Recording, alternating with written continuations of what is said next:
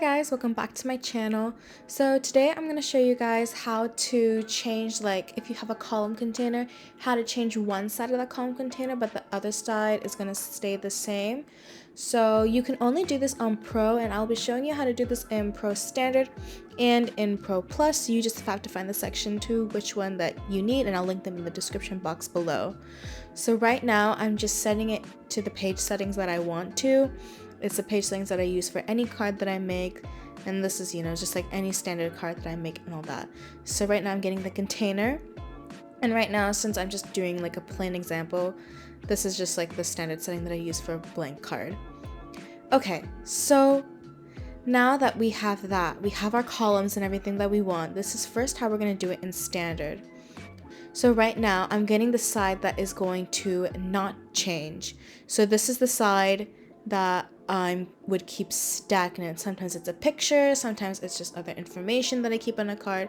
You've seen it in a bunch of my cards that I've made. They're on some tutorials on here that are like that.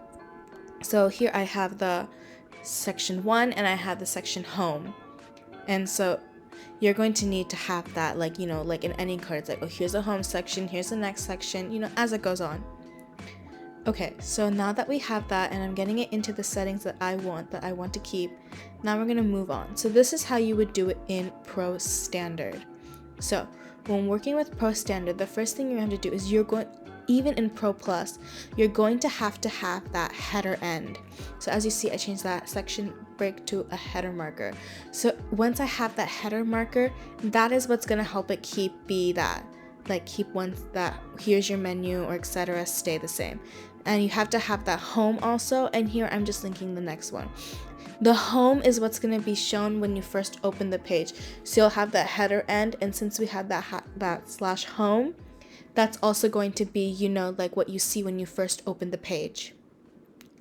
So here I am just like making a style embed as if it was like a scroll box or anything, but since I am using standard, this is just how I'm doing it.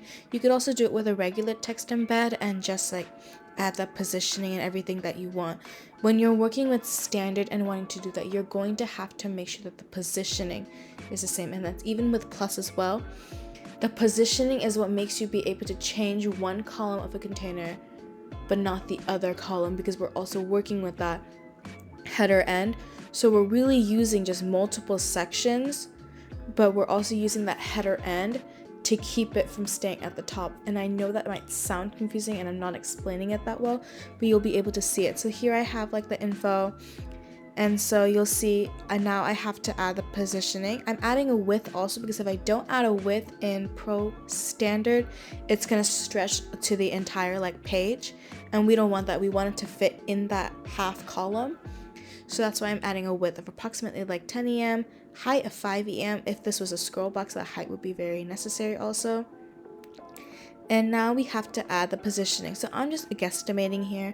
If I was making an actual card with the real design, I would obviously choose the perfect EMPX that I would need to make the card exactly how I want it to be. And as you can see, that one's just a bit more up. So I'm just going to move it down a bit.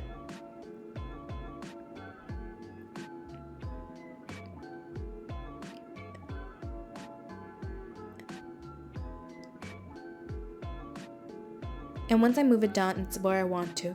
Now here's where you're going to see when it changes. I'm going to add that same positioning stuff into it. I'm going to change the info ID, the div ID. I forgot to change, I think.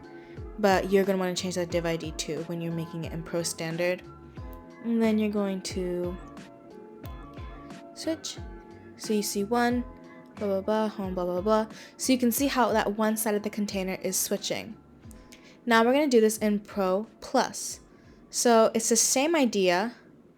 You're going to do the same thing where you are dealing with positioning, but this time you're going to edit everything in that. If you click the gear and you head to the styles, you're going to edit everything there instead of doing it in an embed. So you can also see all the editing happening.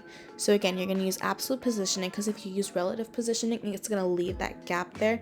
And sometimes it's fine if you have a little one, but since we're working with a bigger text, you'll see that gap there and it would be really annoying. So that's why we're working with absolute positioning.